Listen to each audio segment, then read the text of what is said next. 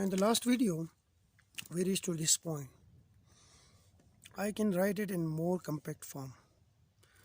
I will apply this integral to this one and this one separately. So minus integral of, and I bring this h bar square over 2m outside. Yes, so this is minus h bar square over 2m. Okay, we have volume integral and we have this quantity del square psi steric partial psi over partial x. These are different quantities.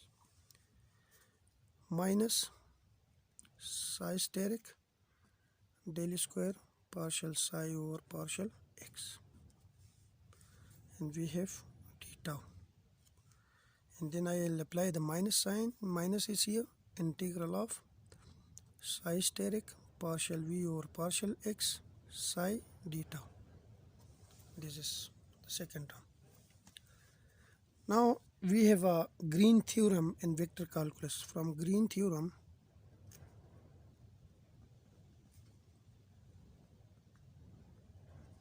in vector calculus,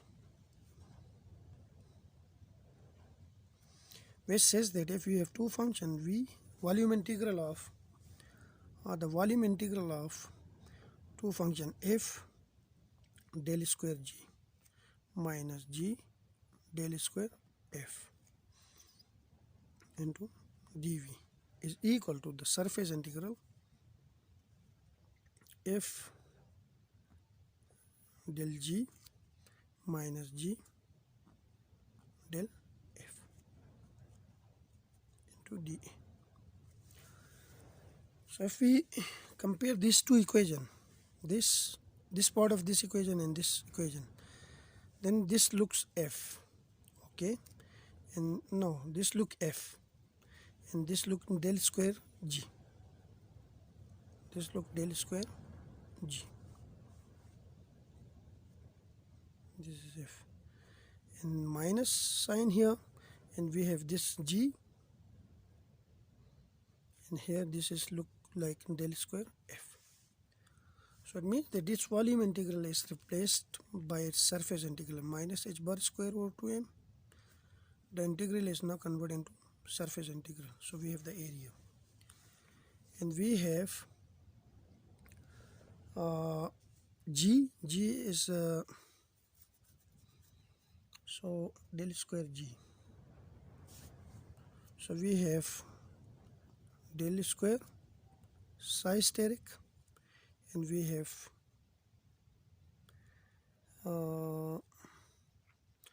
partial psi by partial x.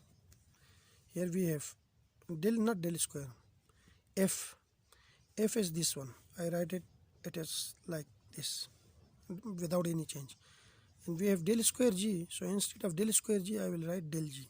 So this is del g, and we have minus g, which is psi steric, okay, and we have del of f is this one, so it's del of f partial psi over partial x, and we have this dA, and here we have this minus integral of psi steric partial v over partial x psi d tau.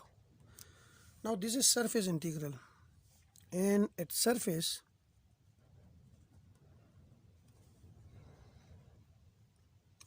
surface is at x is equal to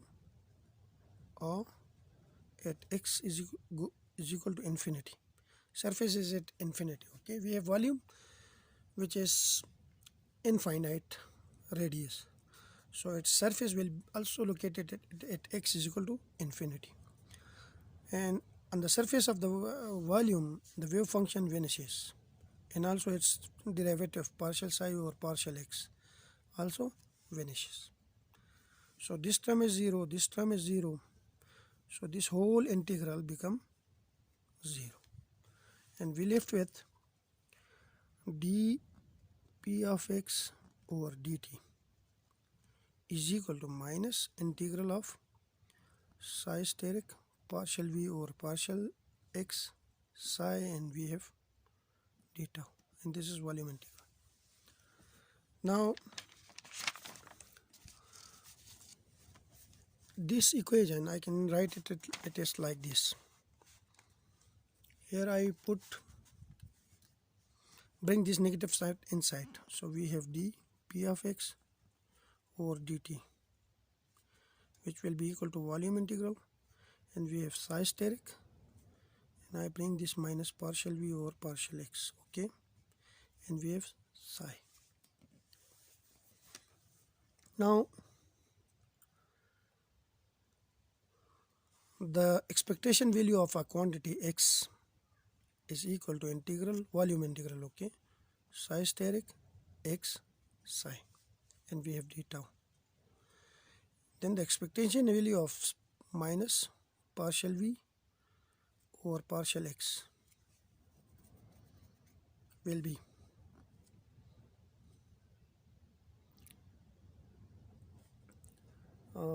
it will be integral over v volume integral, sorry, psi steric minus partial v over partial x psi d tau.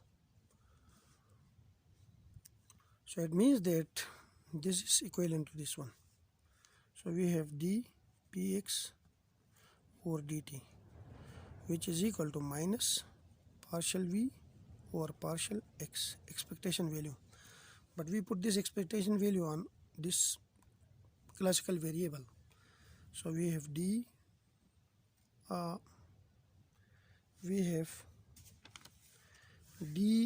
of x over dt is equal to minus, and we have partial by partial x into v. Now v is a function of position only, okay, because the potential is a scalar quantity, it's a potential position dependent. So it means that if it is a position dependent, then this partial derivative will convert into total derivative, minus d over dx of v, dpx over dt, and this is the proof of second part of Ehrenfest theorem. So this is all about Ehrenfest theorem. In next video we will move to the I think the postulate of quantum mechanics here. Might be we will do solve some problem, and then we will move to other topics of quantum mechanics. Thank you.